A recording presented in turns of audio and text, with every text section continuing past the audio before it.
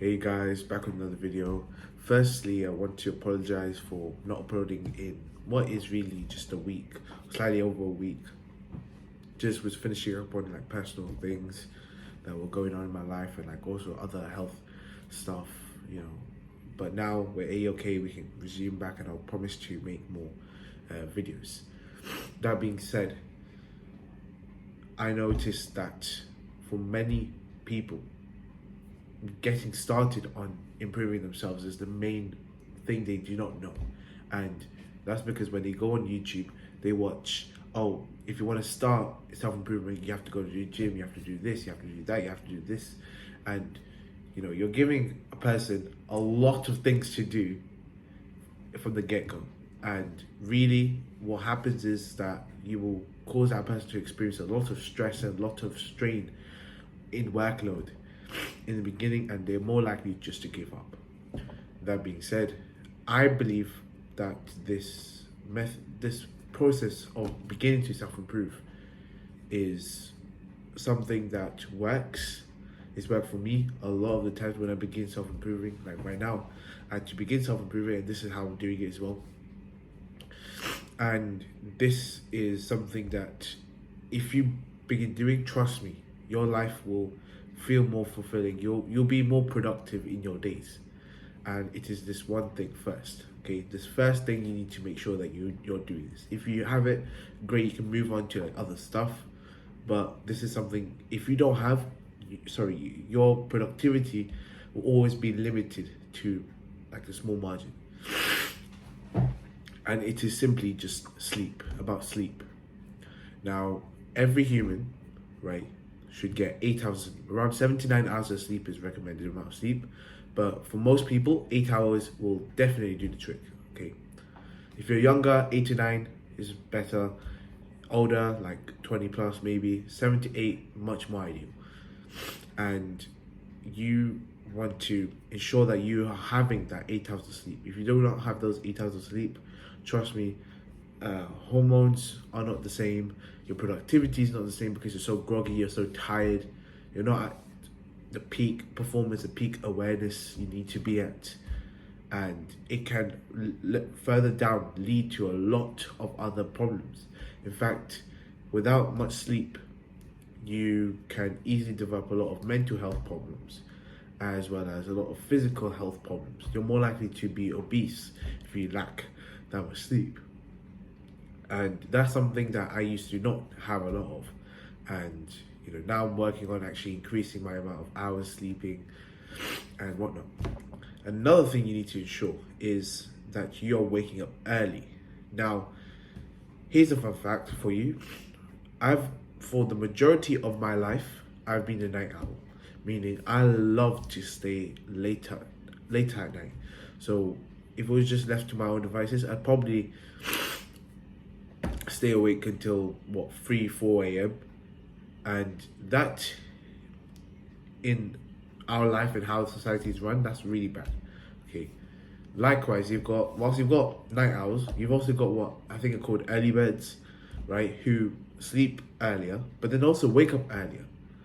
Now when I say this, trust me, it sounds weird. How would this even be true, right? Surely it's something hereditary or, you know, something that's nurtured based. But night owls, early birds, this whole idea does not exist, okay? It just does not exist. People think before that, you know, night owls are vital because, you know, you need someone to be on the watch out at night, right? And that serves its purpose at that time. But we're talking about right now. Modern day society, you don't really need to do that. CCTV cameras are already there for you. Obviously, if you have other extra security, that's a whole nother thing for a whole nother topic, for a whole nother discussion, whole nother video. And you need to realize this, because a lot of us will say, oh no, we can't sleep early. We have to sleep late and wake up late. And to be honest, if you can wake up early and also sleep early, there are way more benefits in productivity, not only in productivity, but in your lifestyle in general, than if you woke up late and, you know, slept late. Because yes, you are getting the same amount of hours per day. Okay, it's not like someone who wakes up early gets like 16 and you get 14 or something. No, no, no. If you sleep 8 hours, you're still gonna get those same hours, same number of hours clocked in, but each hour is different. Most of our society is based on a 9 to 5. Now, if you wake up early, let's say you wake up at like 5 or 6 a.m. To be honest, that is the ideal moment that I'm trying to get myself to. But 6 to 7 is also fine. If you wake up at that time, and let's say you sleep at, let's say, 8 or 9. Okay, for example, heck, even 10. You are fully experiencing not only that 9 to 5 hours, but you've got also that leeway of other hours that are used for relaxing or for you time. Whereas if you have someone who's like waking up late, who's like a night owl, you see that they're probably going to be waking up at, let's say 10, 11 a.m. And obviously they're going to be sleeping around what, like 2, 3. Well, they are going to miss out on not only those 2 hours that they slept up on, but also in their life they're probably missing 3 to 4 hours of those 9 to 5 hours. 9 to 5 hours is actually where a lot of the money is being made, a lot of the businesses is occurring, and you're missing those prime opportunity times. You need to be on those times. Not only that, but a lot of the sun time is in the day rather than the night. Obvious, right? But people who are night owls, trust me, they receive way less sunlight than someone who is an early bird, as per se. I say they don't exist because you can be a night owl and turn into an early bird. And if you believe that you are a night owl, this is what you need to do. You have to realize that, firstly, night owls, early birds, this does not exist. You can't change your circadian rhythm, right? It cannot be drastically done. I say smaller intervals get the job done properly. You also have to realize now that there are reasons why you're sleeping this late. Likely reasons are sleep, bedtime, procrastination, that sort of thing. That is something for another video as well. But what you need to ensure is that the tasks that you're doing, the most important tasks have to be done, okay? And then the tasks that are not done for that day at least, you have to be like, all right, I'm gonna wake up tomorrow, I'm gonna have to do them, right?